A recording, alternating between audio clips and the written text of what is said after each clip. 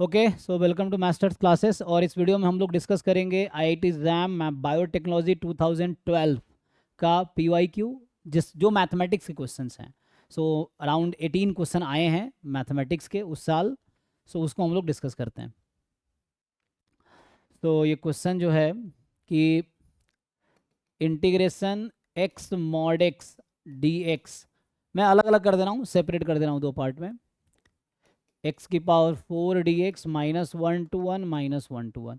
Again तो मैं अभी एक प्रॉपर्टी आपको बताऊं कि जैसे ये होता है -a to a f x d x is 0 if f of -x is -fx, और -a to a f x d x is 2 time 0 to a f x d x if f of -x is fx। So मतलब अगर ये even function है, if it is even function then 2 time हो जाएगा, if it is odd function then 0 हो जाएगा। तो आप यहाँ देखेंगे तो ये एक्चुअली ऑड फंक्शन है, x को -x रखेंगे जस्ट नेगेटिव आएगा, तो इसका आंसर 0 होगा। ये इवन फंक्शन है, x को -x रखेंगे तब भी x की पावर 4 सेम ही रहेगी, तो ये हो जाएगा 2 टाइम 0 to 1 x की पावर 4 dx।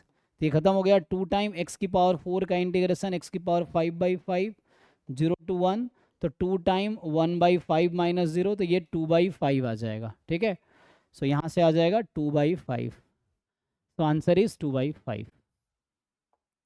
नेक्स्ट क्वेश्चन है रेडियस ऑफ द सर्कल। तो ये सिंपल है, आप इसको क्या कीजिए, परफेक्ट स्क्वायर में कन्वर्ट करो। तो x² और -4x को मैं लिख सकता हूँ x-2 का होल स्क्वायर -4, फिर ये y² और -6y को लिख सकता हूँ y-3 का होल स्क्वायर -3 स्क्वायर, मतलब 9 माइनस में है ना, ये माइनस में 2 स्क्वायर है।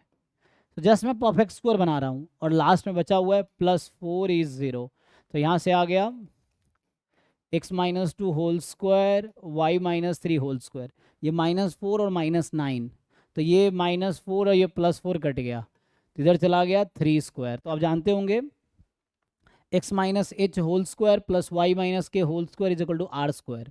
तो यहाँ से आपके पास सेंटर इस सर्कल का 2 3 है और रेडियस इस सर्कल का 3 है, तो पूछा क्या है रेडियस, तो रेडियस इज 3। तो सिंपल परफेक्ट स्क्वायर बना के आप इस फॉर्म में ले आइए। आप जानते होंगे कि कोई सर्कल है जिसका सेंटर है h, k और रेडियस है r, तो इक्वेशन होगी x-h whole square y-k whole square is r square, ये आ जाएगा। सिमिलरली आप नेक्स्ट देखेंगे कि for a complex number z bar denote its complex conjugate. z1 है x plus iota y, z2 है y plus iota x। Be the two complex number such that mod z1 is equal to mod z2 is equal to 1। तो आपसे पूछ रहा है z1 z2 का conjugate क्या होगा। ओके, तो यहाँ से z1 है x plus iota y, z2 है y प्लस आयोटा x। तो मुझे बता रखा है कि मैग्नीट्यूड ऑफ z1 निकालेंगे, ये आएगा √x² प्लस वाई स्क्वायर, ये फॉर्मूला है। और यहाँ से मैग्नीट्यूड ऑफ z2 निकालेंगे, ये भी यही आएगा, तो ये आएगा y² प्लस x²। अब ये बता रखा है आपका 1 है, ये दोनों 1 है, तो पूछ रहा है z1 इंटू z2 का कॉन्जुगेट क्या होगा। So x plus iota y और y plus iota x whole का कॉन्जुगेट, तो इसको आप अलग अलग भी कर सकते हैं, फॉर्मूला होता है। तो इसका कॉन्जुगेट, इसका conjugate, conjugate can be separated. इसका कॉन्जुगेट आ जाएगा आपका x माइनस आयोटा y, इसका कॉन्जुगेट आ जाएगा y माइनस आयोटा x। इसको सिंप्लीफाई करेंगे तो आप मल्टीप्लाई कर लीजिए x इंटू वाई, सो यहाँ से आ जाएगा xy minus iota x² minus iota y² minus minus plus iota square xy। Simplify कर लेते हैं इसको, तो xy minus iota x², so minus iota y² plus iota square xy। अब यहाँ से आयोटा स्क्वायर की वैल्यू होती है -1, तो ये प्लस xy और ये minus xy, iota square is -1, तो ये माइनस xy हो जाएगा यहाँ से आपके पास।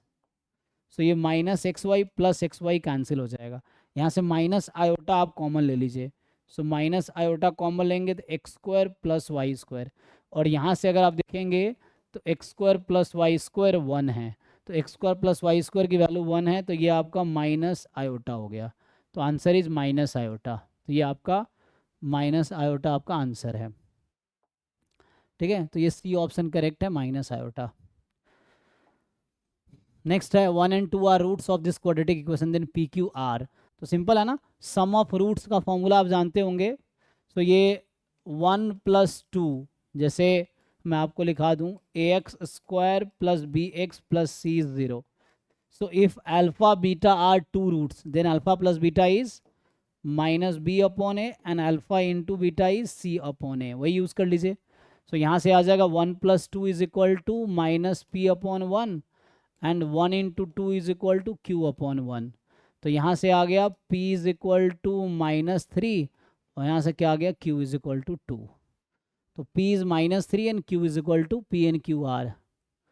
तो ये करेक्ट है, सिंपल इस अप्रोच को यूज़ कर लिया, अल्फा बीटा रूट्स हैं तो उससे आंसर आ गया। इसमें कह रहा है area of the region lying in the first quadrant bounded by y square is equal to 4x in the line this. चलिए ग्राफ बनाते हैं। तो y square is equal to 4x, so कहीं ना कहीं इस तरह ग्राफ होगा, and line x is equal to 2, तो ये 2 है आपका। So this line is x is equal to 2 हो जाएगा यहाँ से। ठीक है, सो क्या आंसर आएगा? सो यहाँ से अगर आप सॉल्व करेंगे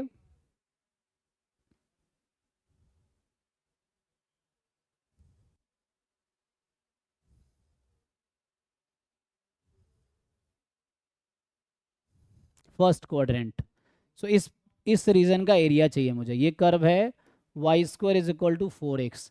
सो एरिया का अगर आप फॉर्मूला यूज़ करेंगे तो एरिया सिंगल इंटीग्रेशन से करता हूँ तो ये हो जाएगा y dx, area is y dx, और x की वैल्यू कितनी है 0 से 2, और यहाँ से y की वैल्यू निकालो, वाई स्क्वायर 4x है तो y की वैल्यू 2√x आएगी।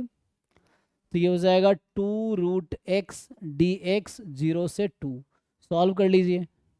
सो 2 बाहर है, √x x की पावर 1/2 + 1 अपॉन 1/2 + 1, और यहाँ से आंसर आ जाएगा 0 से 2।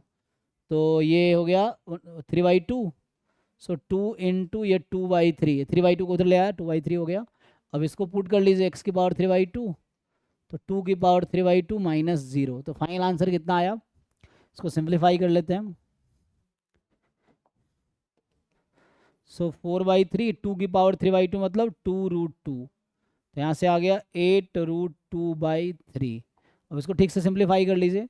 सो 8√2/3 आंसर आया। सो बी ऑप्शन करेक्ट है, a√2/3। ठीक है ना। सो जस्ट इंटीग्रेशन करना है, upper limit minus lower limit कर लो, इससे आ जाएगा। Alpha beta with the 2 real numbers अगर मैट्रिक्स दिस इज सिमेट्रिक। तो सिमेट्रिक कह रहा है, इसका मतलब है तो यहाँ से A ट्रांसपोज अगर निकालोगे सो A ट्रांसपोज आएगा अल्फा अल्फा -1 बीटा, और दोनों को इक्वल कर दीजिए। तो A ट्रांसपोज और A को इक्वल कर दीजिए, तो यहाँ से अल्फा इज इक्वल टू -1, फिर -1 is alpha, beta is equal to beta. तो यहाँ समझ आया अल्फा की वैल्यू -1, और बोला है नॉन इन्वर्टिबल है। नॉन इन्वर्टिबल मतलब डिटर्मिनेंट 0 है। अगर इन्वर्टिबल कब होता है? डिटर्मिनेंट नॉन जीरो होता। तो इसने कहा नॉन इन्वर्टिबल है, तो ए का डिटर्मिनेंट 0 है, डिटर्मिनेंट ए का निकालिए। सो आ जाएगा alpha beta plus alpha is 0। Alpha मेरा -1 आया, -1 रख दीजिए। So minus minus this, so beta is equal to आ जाएगा आपका -1, तो ये आ जाएगा। So beta is equal to -1। तो यहाँ से आपका पूछा गया है अल्फा प्लस बीटा, तो अल्फा -1 और बीटा भी -1, तो इसका सम करेंगे तो ये -2 हो जाएगा, है ना। तो सम करेंगे तो -2 हो जाएगा। If sum of the infinite series this is e की power 1/2 then x is, so they are asking कि बोल रहा है कि ये जो e की पावर 1/2 है ये इक्वल है 1 + 1 + x plus 1 + x whole square upon 2 factorial plus 1 + x whole cube by 3 factorial and so on. ठीक है, तो इसका मतलब ये एक्सपेंशन लिखा गया अबाउट -1। किसका एक्सपेंशन लिखा गया अबाउट -1? फंक्शन का। सो ये समझ लीजिए ये एफ -1 फिर एफ डैश -1 अपॉन 1 फैक्टोरियल, ये आप लिख सकते हैं एक्स -1, वही x+1 हो जाएगा। सो एक्स -1 है ना, ये x+1।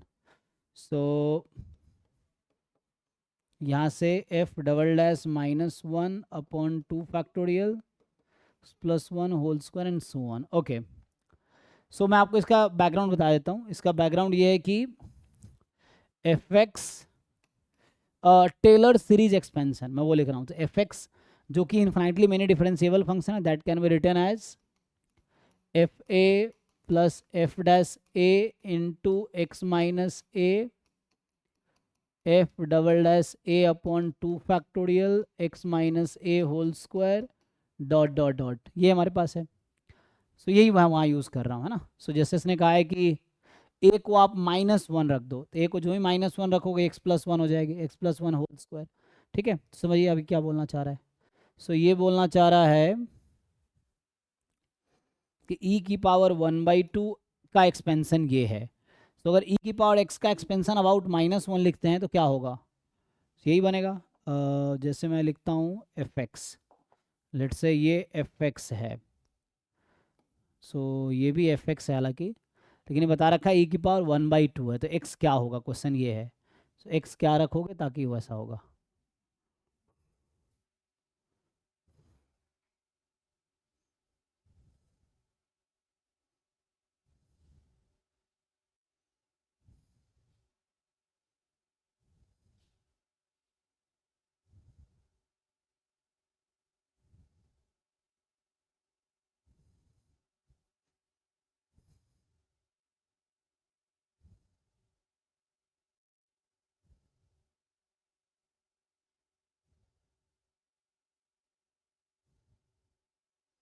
तो ये ऐसे कहीं ना कहीं है e की पावर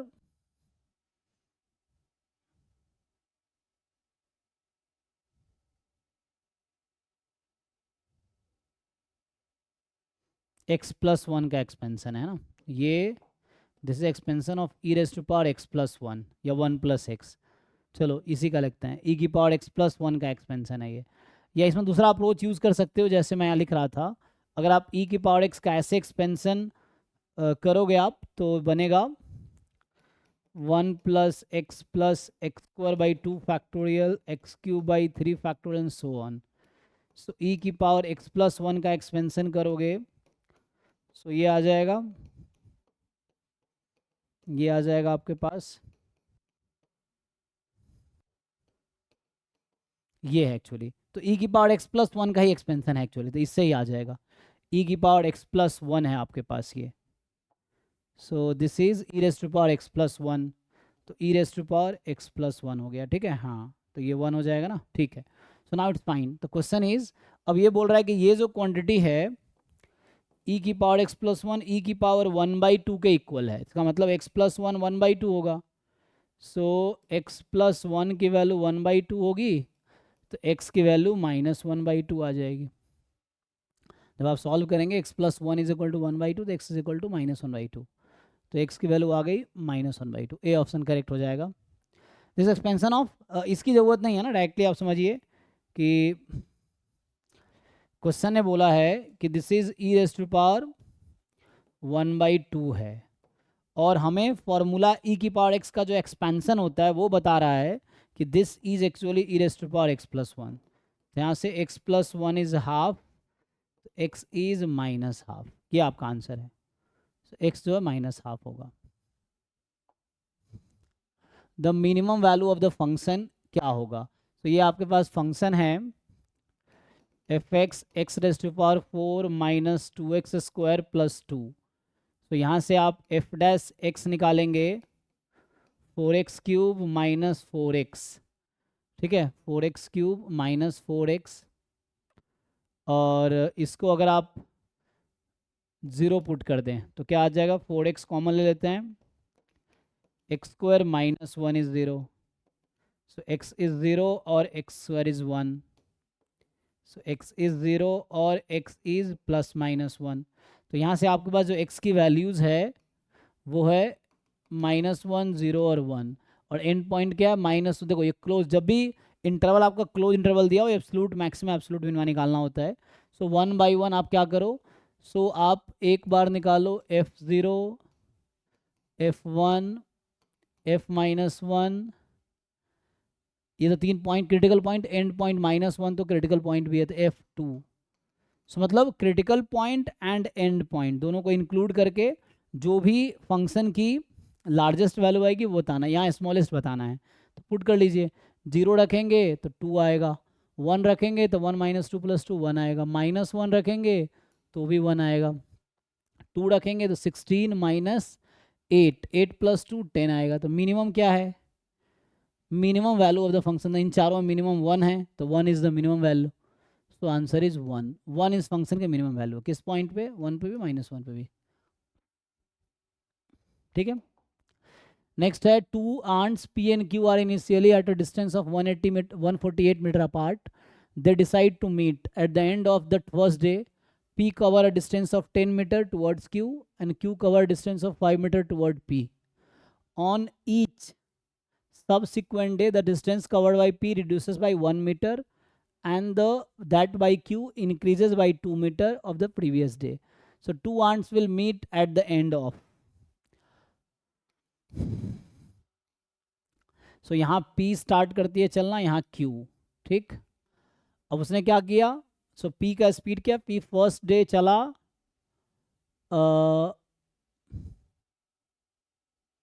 10 मीटर, नेक्स्ट डे, सो P कितने चल रही है, नेक्स्ट डे चल रही है, और इसने कवर किया फर्स्ट डे में 5, और नेक्स्ट डे इसने एक कम कर दिया, तो ये 9 हो गया, फिर 8 हो गया, फिर ऐसे चल रहा है। और यहाँ से अगर आप देख रहे हो 5 और ये 2 इंक्रीज कर दिया, सो 7 9 11 ऐसे चल रहा है। तो बताइए कितना दिन में पहुँचेंगे ये। तो एक काम करो, एन टर्म का सम इसका निकाल लो, एन टर्म का सम उसका निकाल लो, दोनों को सम करके 148 कर दो।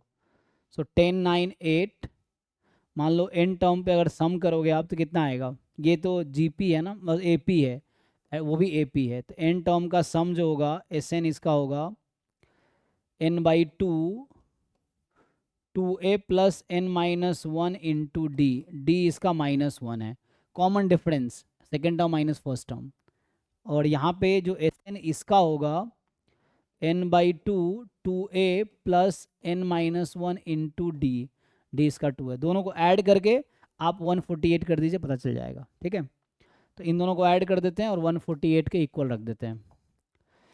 सो n/2 20 - n + 1, और वहाँ से हो जाएगा n/2 10 + 2n - 2, ये 148 है। तो यहाँ से आंसर आ जाएगा,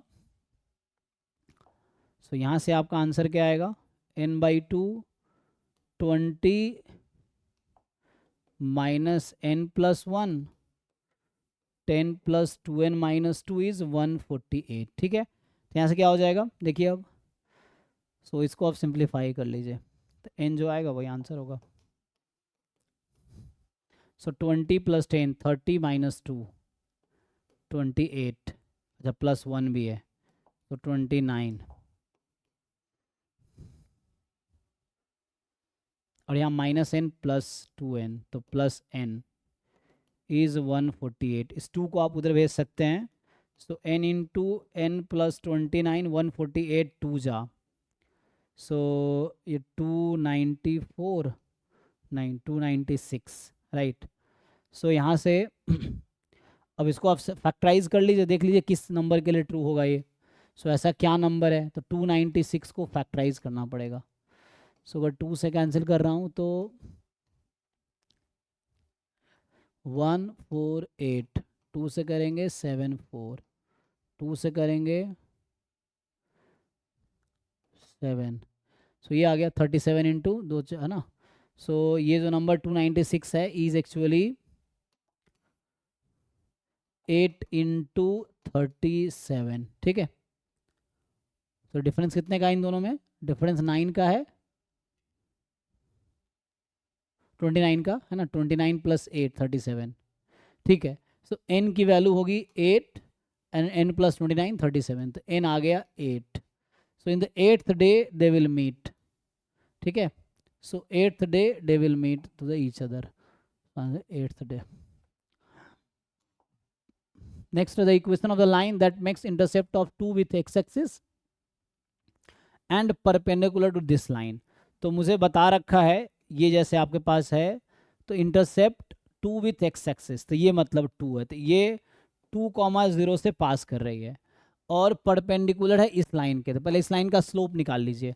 सो इस लाइन का स्लोप y बराबर आ जाएगा -x+1, राइट. तो इसका स्लोप जो इस लाइन का है -1 है. इस स्लोप जो लाइन गिवन है वो, ये मेरा लाइन मान लो L2 है, लेट्स से सेकेंड लाइन. तो मुझे इसकी इक्वेशन निकालनी है. तो होगा क्या, परपेंडिकुलर है, सो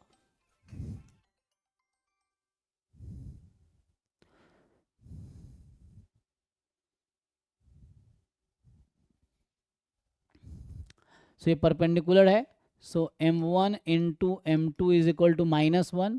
सो m1 -1 है into m2 is equal to -1, तो m2 इज इक्वल टू 1 हो गया. तो ये स्लोप यहाँ पे 1 आ गई, स्लोप 1 आ गई और पास कहाँ से कर रही है, 2 0 से. सो स्लोप 1 है और पास कर रही है 2 0 से. सो लगा लेते हैं पॉइंट स्लोप फॉर्म, है ना. तो पास कर रही है 2,0 से, ये है 2 0 से पास कर रही है और स्लोप इसका 1 है. तो यहाँ से y minus y naught 1 into x minus x naught, तो y बराबर x minus 2. So y minus x plus 2 is equal to 0 हो गया ये. So y minus x plus 2 is equal to 0 हो गया. या ठीक से लिखेंगे तो x minus y minus 2 is equal to 0, minus से मल्टीप्लाई कर दिया. So x minus y minus 2 is 0. So C option correct है आपका. ठीक है. नेक्स्ट है 3 mathematics 2 physics and 2 chemistry books all 7 by different authors are to be arranged on a book shelf such that all books of the same subject are together. ठीक है ना. सो 3 maths के, 2 physics के, 2 केमिस्ट्री के, सातों book को arrange किया हमने बुक सेल्फ में इस तरीके से कि सेम सब्जेक्ट का बुक एक साथ होने चाहिए. The total of possible arrangement देखिए. सो यहाँ पे क्या है, जो मैथ के 2 बुक्स हैं, 3 है ना, M एक साथ रहेगा, बाकी फिजिक्स के एक साथ रहेगा. ठीक है ना. तो यहाँ केमिस्ट्री के 2 है, C इस तरह से. सो टोटल कितने बुक्स हमारे पास, 3 2 5 2 7 है ना. तो इसको एक मान लो, इसको एक मान लो, इसको एक मान लो.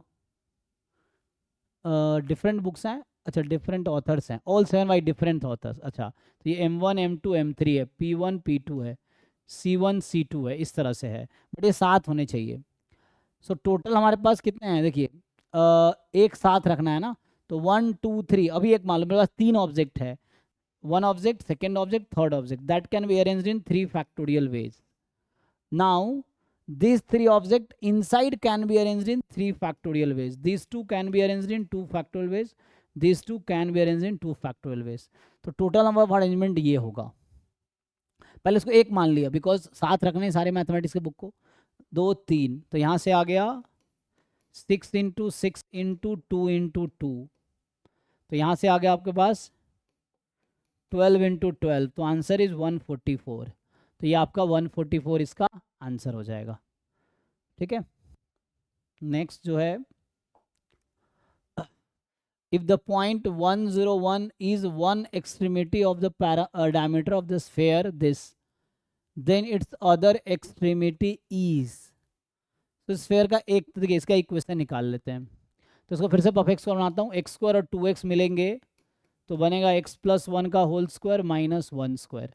वाई स्क्वायर माइनस 4y मिलेगा तो बनेगा y माइनस 2 का whole square minus 2 square. Z square और 2z मिलेगा तो z प्लस 1 का whole square minus 1 square, minus 6 is 0. तो यहाँ से क्या आंसर आ जाएगा आपके पास. So x plus 1 whole square, y minus 2 whole square, z plus 1 whole square. ठीक. सो -1 -4 -5 -6 -6, तो ये 12 हो गया टोटल. अब आपको कह रहा है कि एक स्ट्रीम जो है डायमीटर जो है 101 है, ठीक। तो दूसरा क्या होगा?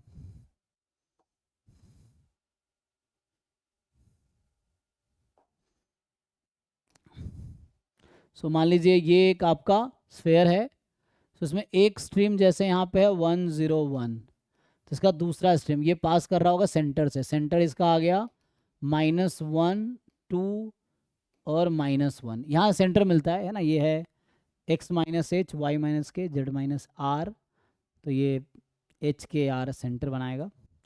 सो ये है, सो ये पॉइंट 101, ये पॉइंट दिस, तो पूछ रहा है ये पॉइंट क्या होगा। तो देखिए ये जो भी पॉइंट होगा ये वाला इसका मिड पॉइंट होगा। सो दिस एंड दिस मैंने सेंटर निकाल लिया ना। अब ये मान लो एग्जांपल के लिए ये है ए बी सी, और लेट्स से ये पॉइंट है A B C. So B is the mid point of A C, तो यहाँ से आ जाएगा मिड पॉइंट फॉर्मूला लगा लीजिए, ए प्लस 1/2 -1, बी प्लस 0/2 2 हो जाएगा, सी प्लस 1/2 -1 हो जाएगा। तो यहाँ से आंसर क्या आएगा, यहाँ से सॉल्व करेंगे -2 -1, ए इज़ -3, यहाँ से सॉल्व करेंगे बी इज़ 4, यहाँ से सॉल्व करेंगे सी प्लस 1 -2, सी इज़ -3, सो यहाँ से आ जाएगा सी इज़ -3, ठीक है। तो -3 4 -3 ये आंसर है।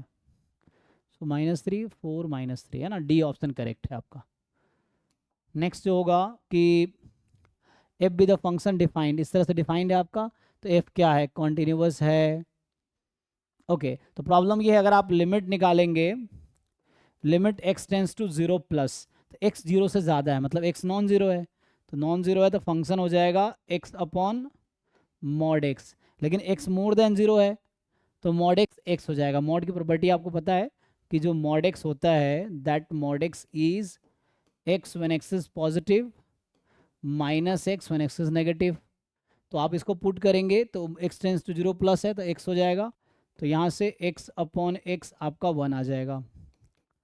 Limit x tends to 0 minus x upon mod x upon minus x, तो ये -1 आ जाएगा, तो है ना। और f0 की वैल्यू कितनी है, 0 है, तो 0 है फंक्शन 0 है, राइट हैंड लिमिट 1 है, लेफ्ट हैंड लिमिट -1 है। तो इसका क्या कहना क्या चाह रहा है, f कॉन्टिन्यूस है नहीं, राइट कॉन्टिन्यूस है नहीं। राइट कॉन्टिन्यूस कब होता, जब फंक्शन की वैल्यू, ओ सॉरी 0 पे फंक्शन की वैल्यू 1 है, यहाँ पे, यहाँ मैंने 0 लिख दिया है गलती से। सो ये 1 है एक्चुअली, ओके ओके, तो अब सोचना पड़ेगा। सो बी ऑप्शन के बारे में अब सोचना पड़ेगा। तो फंक्शन की वैल्यू 0 पे 1 है, x जब 0 है तो फंक्शन की वैल्यू 1 है, तो f0 इज़ 1 एक्चुअली। और राइट हैंड लिमिट भी कितना है, ये राइट हैंड लिमिट भी 1 है, इसका मतलब फंक्शन की वैल्यू 0 पे और राइट हैंड लिमिट 1 है, तो राइट कॉन्टिन्यूस है, तो राइट कॉन्टिन्यूस तो है। A non negative function for all real, क्या ये नॉन नेगेटिव नहीं, यहाँ -1 आ रहा है, तो ये गलत है। लेफ्ट कॉन्टिन्यूस है नहीं, लेफ्ट कॉन्टिन्यूस कब होता, जब लेफ्ट हैंड लिमिट और फंक्शन की वैल्यू इक्वल हो जाए, ऐसा नहीं है। सो ठीक है, ये राइट कॉन्टिन्यूस है, ठीक है ना। सो राइट कॉन्टिन्यूस कब होगा, राइट हैंड लिमिट और फंक्शन की वैल्यू इक्वल हो दोनों पॉइंट पे। ये कह रहा है an urn consist of 10 items out of which 4 are defective. So 10 हैं, 10 में 4 डिफेक्टिव है और बाकी 6 गुड है, ये डिफेक्टिव है। तो 3 items are chosen randomly from the own, 3 आपने सिलेक्ट किया randomly, probability that exactly 2 from the chosen item are defective, तो x हो गया नंबर ऑफ डिफेक्टिव, ठीक। सो पूछ रहा है एग्जैक्टली 2 डिफेक्टिव होगा, तो पहले तो आपके पास बॉक्स में कितने हैं टोटल 10, 10 में से आपने कितने चूज किए 3, तो 10C3, ये 10C3 लिख रहा हूँ, आप ऐसे लिख सकते हैं 10C3, यही चीज़ है। सो अब चाहो तो ऐसे ही लिख लो,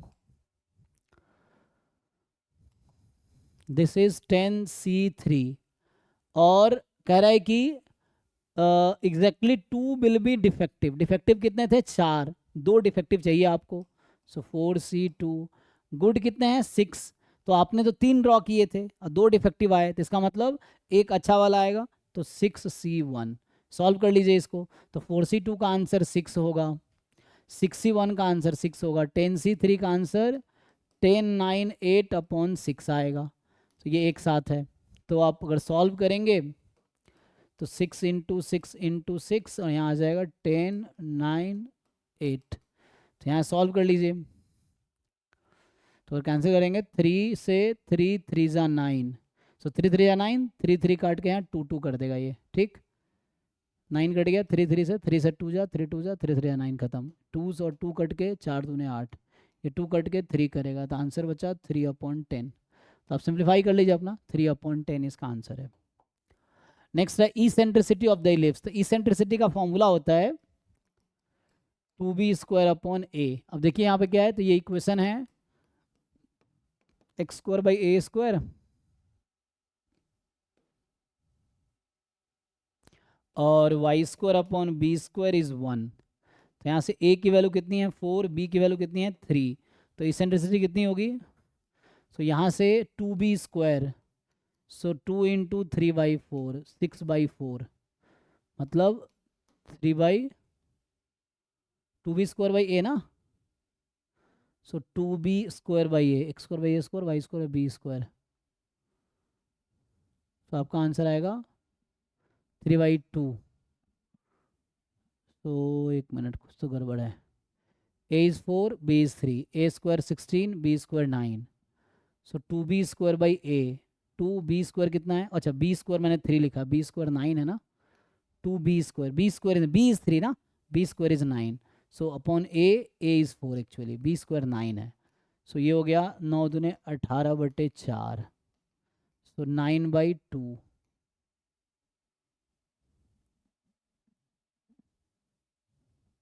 ओ सॉरी, ये तो I think length of latus rectum होता है ना, 2b²/a, इसेंट्रिसिटी होता है c/a, सॉरी। तो इसेंट्रिसिटी होगा, एक बार फॉर्मूला देख लेना आप, ये जो लिखा था मैंने ना, length of latus rectum I think होता है 2b²/a। हाँ, ये लेंथ ऑफ लेटस रेक्टम का लेंथ है 2b²/a। मतलब ये मेन है फॉर्मूला, फॉर्मूला मैं भी भूल जाता हूँ कई बार। लेटस रेक्टम इसेंट्रिसिटी जो होता है c/a होता है। हाँ, इसेंट्रिसिटी c/a, c क्या होता है, तो यहाँ पे अगर आप देखेंगे ये इलिप्स है आपका, है ना। सो इलिप्स है, तो ये वाला डिस्टेंस c फोकल का डिस्टेंस होता है, ये फोकस यहाँ होगा। सो x पे 4 है, y पे 3 है, अच्छा x पे ज़्यादा है। सो इस तरह से है। सो ग्राफ जो होगा इसका ये है। सो ये 4 है, ये 3 है, और ये मेजर एक्सिस है, फोकस यहाँ होगा। तो ये c है, तो यहाँ a4 है, b आपका 3 है, तो ये c डिस्टेंस है। तो होता क्या है, c² बराबर a² - b², ये होता है। तो c² आपका आ जाएगा, a² कितना होगा 16, b² कितना है 9, कितना आ गया 7, तो c इज √7, तो आ गया c/a। सो ये हो गया √7/a, a इज 4। सो ये सही है, ठीक है ना। सो वो मैंने पहले जो लिखा था 2b²/a length of latus rectum का फॉर्मूला है, और इसेंट्रिसिटी c/a होता है। c क्या है, फोकल लेंथ होता है इसमें इलिप्स में, तो उससे आ जाएगा c/a। एक बार फॉर्मूला आप एनसीईआरटी क्लास 12th के वेरीफाई कर सकते हो, क्लास 11th में है ये, तो उससे वेरीफाई है, जेड वाली की बुक से वेरीफाई कर सकते हैं। नेक्स्ट है, suppose the statement if the flower smells sweet then I will buy it is given to be false. अगर ये स्टेटमेंट फॉल्स है, मतलब इफ समथिंग इम्प्लाइज, मतलब ये इफ देन स्टेटमेंट है, ये ऐसा हो गया इफ पी देन क्यू, और ये बता रखा है ये फॉल्स स्टेटमेंट है, then which of the following is correct. ये मैथमेटिकल लॉजिक एक चैप्टर है, क्लास 11th एनसीईआरटी में 14 चैप्टर है, वो उसका क्वेश्चन है। तो आप अगर ये यूज करेंगे तो यहाँ से क्या आएगा, ये फॉल्स स्टेटमेंट है। The flower does not smell well and I bought it, the flower does not smell sweet and I did not by it, the flower smell sweet and bought it, flower smell sweet and I did not by it. देखिए, ठीक है, flower is, अगर flower smell अच्छा करता है तो आई will buy it, तो ये फॉल्स है। तो इसका ट्रूथ टेबल अगर आप लिखेंगे तो ये होता है PQ, ठीक है।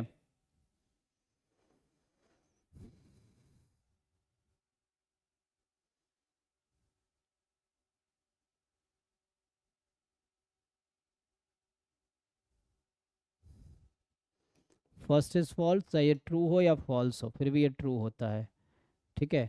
सो फर्स्ट फॉल्स है तो ऐसा होगा, अगर ये ट्रू है और ये फॉल्स है, स्टेटमेंट फॉल्स होगा। एंड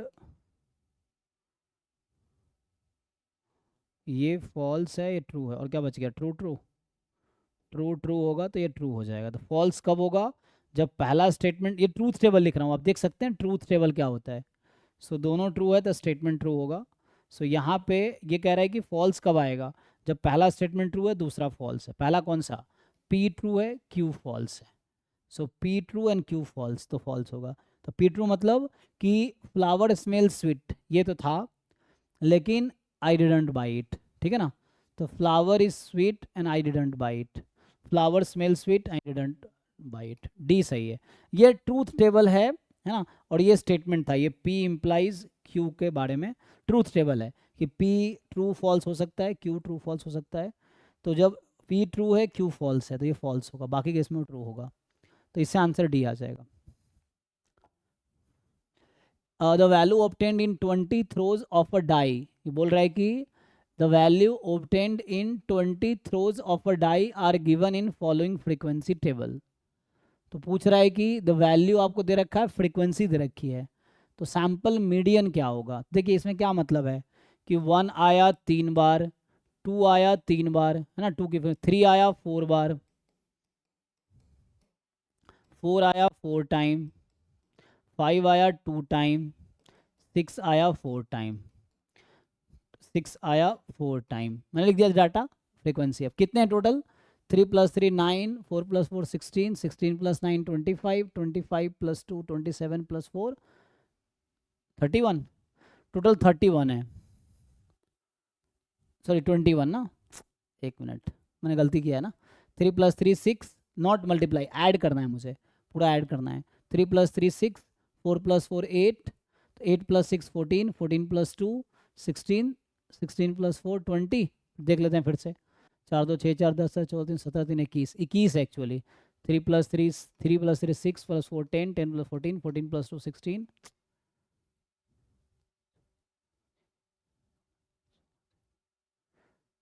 अरे भाई क्या हो रहा है, 3 + 3 + 4 + 4 + 2 + 4, ठीक है ना। 6 10 14, 14 + 2 16 + 4 20, 20 है, देख लीजिए एक बारी। हाँ ठीक है ना। तो 4 + 2 6, 6 + 10 14 17 20। ओके 20 डेटा है टोटल। तो ये 20 नंबर्स है, तो मीडियन क्या होगा, मिड मिडल वन। तो पहले उसके लिए आपको असेंडिंग ऑर्डर में अरेंज करना होगा, वो है ऑलरेडी असेंडिंग ऑर्डर में। जस्ट देखना आपको मिडल वाला कौन सा है, क्योंकि 20 टोटल नंबर 20 है। सो मिडल में कौन सा आएगा, तो मिडल में आप क्या कीजिए, 9 नंबर इधर छोड़ दिया,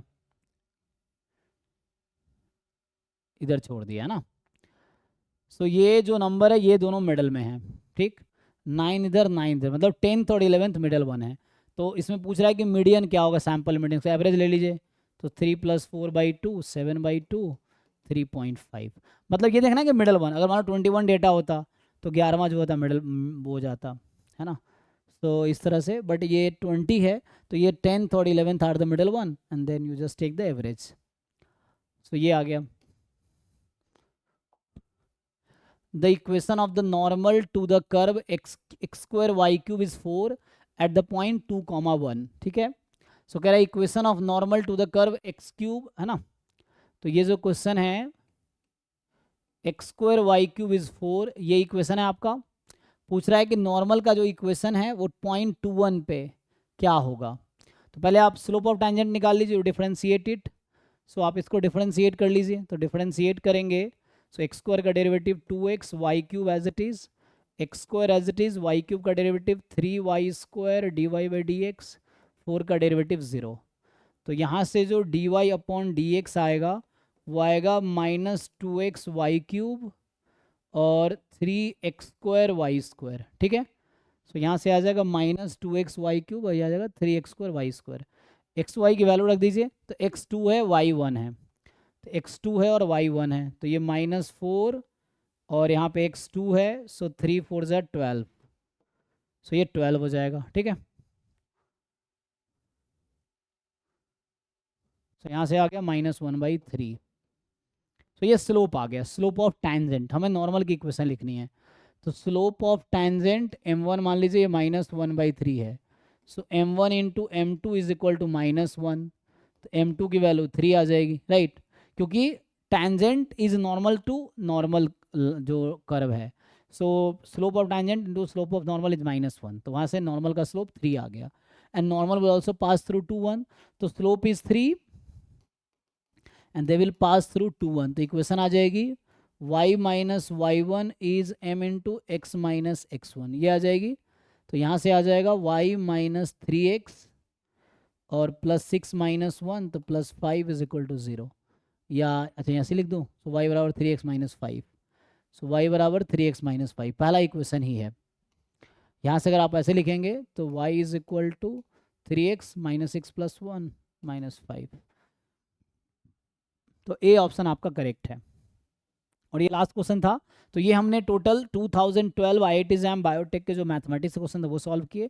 बाकी आपको 2005 से 2024 तक के एक साथ सारे सॉल्यूशन चाहिए तो हमारे डिस्क्रिप्शन में प्लेलिस्ट का लिंक है, वहाँ से आप ऐप डाउनलोड करके ऐप से 500 का कोर्स है वो आप खरीद सकते हो, जिसमें आपको 5 से 2024 तक का सारे सॉल्यूशन एक जगह मिल जाएंगे।